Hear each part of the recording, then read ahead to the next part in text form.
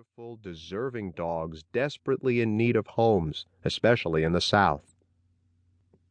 A few weeks later, my older son Danny, then 21, and I took an outdoor grilling class taught by our friend Chef Chris Schlesinger. He brought along his new black lab, Sal, who was mellow and unobtrusive. A little jolt of envy passed through me, and not because Chris has talents at the grill I can only dream of. It was his bond with Sal. The dog adored him, and vice versa. That, I thought, is a beautiful thing. By the time I came home that evening, my reticence had turned into determination. I said to Judy, "Let's get a dog." We quickly learned that the rescue movement was much bigger than we imagined.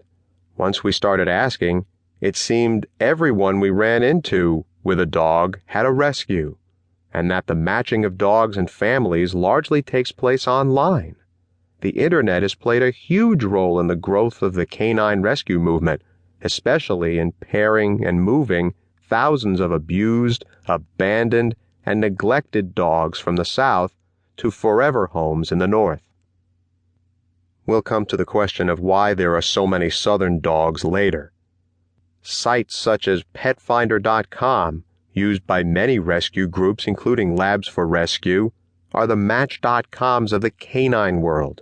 On these websites, eager adoptive families can peruse pictures of countless dogs waiting for their forever homes, read what their temporary caregivers have to say about them, learn what is known about their previous lives, which is usually little, and in some cases, watch a short video showing the dog interacting with people, fetching a ball, or just generally looking absolutely adorable. And this is exactly what we did once our Cold War over canines finally ended. When Judy came across Albie online, she thought she'd met the one.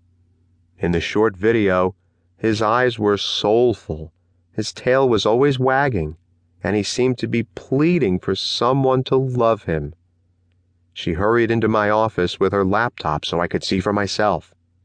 Somewhere between 2 and 3 years old, he'd been found wandering, frightened and alone, by a country road in central Louisiana.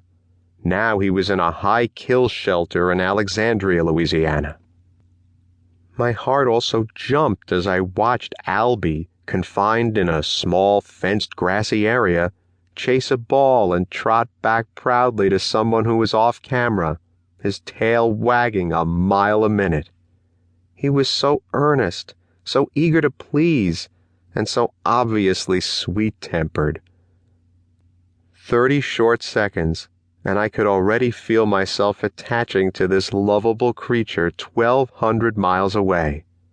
Even though I knew it was a huge leap of faith to commit to a dog you only know from watching a video, after all, the video isn't going to show the dog at his worst, just his best, I was smitten. Judy and I emailed Albie's Labs for Rescue adoption coordinator, Kerry Bullock-Toth of the Humane Society of Central Louisiana, who, as you'll see in later chapters, is one of the true unsung heroes of the rescue movement, and asked a few questions to reassure ourselves that Albie was as he appeared in the video. "He has manners," she replied, and verified everything was as it seemed. Thus assured, we set the process in motion, which included a home visit by a local Labs for Rescue volunteer in Massachusetts to ensure we were as responsible as we appeared as well. Reputable rescue groups go to great lengths to try and assure successful adoptions. Some of these dogs have been the victims of unspeakable neglect or abuse.